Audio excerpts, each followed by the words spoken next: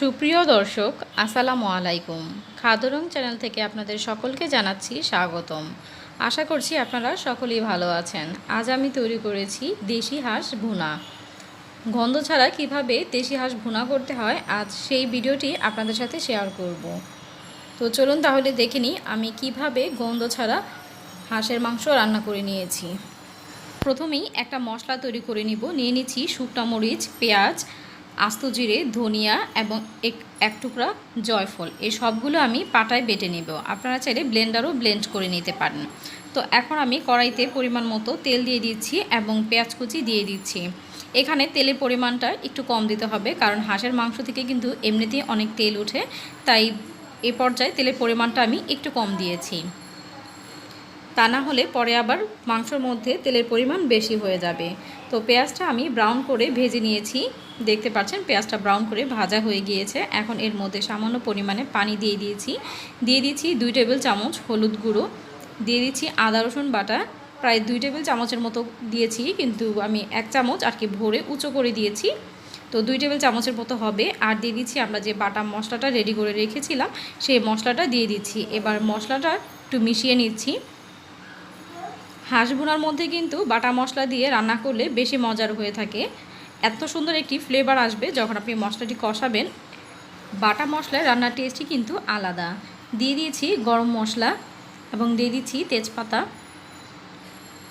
এবার মশলাগুলোকে আমি খুব ভালো করে কষিয়ে নেব। এর মধ্যে আমি আরও দিয়ে দিচ্ছি 1 টেবিল চামচ ধনিয়ার গুঁড়ো। আমি কিন্তু ধনিয়া বাটাও দিয়েছি, আবার ধনিয়ার গুঁড়োও দিয়েছি। তো এখন এর মধ্যে আমি দিয়ে দিচ্ছি পরিমাণ মতো লবণ।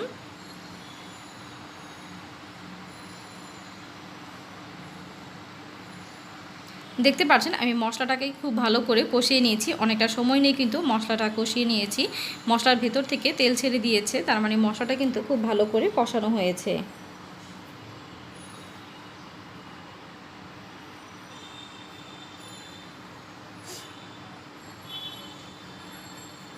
তো এখন এই পর্যায়ে আমি এর মধ্যে হাঁসের মাংসগুলো দিয়ে দিব। আমি আগে থেকে হাঁসটাকে পরিষ্কার করে ধুয়ে নিয়েছি। এখন আমি হাঁসের মাংসগুলো মশলার মধ্যে দিয়ে দিয়েছি। আমি মশলার সাথে খুব ভালো করে মিশিয়ে নিয়েছি মাংসগুলো, দেখতে পাচ্ছেন।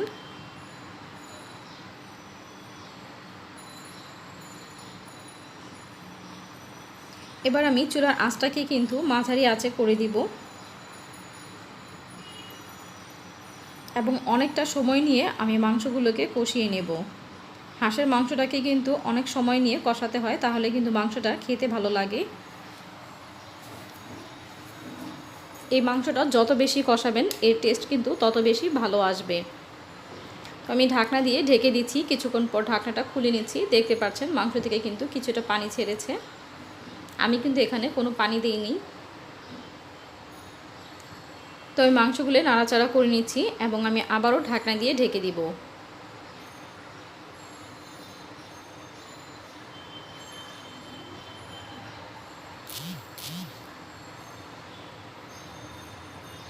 তো আমি কিছুক্ষণ পর ঢাকনাটা খুলে নিচ্ছি। আমি আবারও নাড়াচাড়া করে নিচ্ছি। দেখতে পাচ্ছেন পানিটা কিন্তু শুকিয়ে গিয়েছে।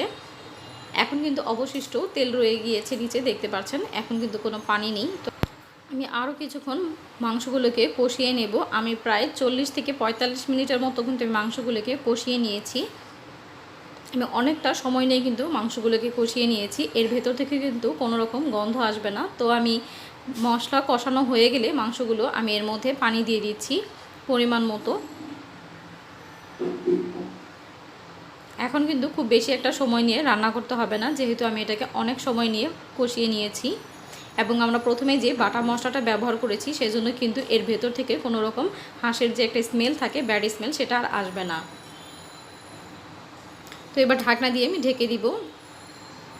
একটা বলক আসার পর ঢাকনাটা খুলে নিচ্ছি। দেখতে পাচ্ছেন আমি আবারও একটু নাড়াচাড়া করে নিচ্ছি। এবার ঢাকনা দিয়ে আবারও ঢেকে দিব পুরোপুরি মাংসটা হওয়া পর্যন্ত।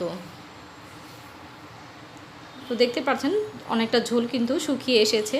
তো আমি আবারও নাড়াচাড়া করে নিচ্ছি। এই পর্যায়ে আমি আর বেশি ঝোল শুকাবো না, আমি এইরকমই ঝোলটা রাখতে চাচ্ছি।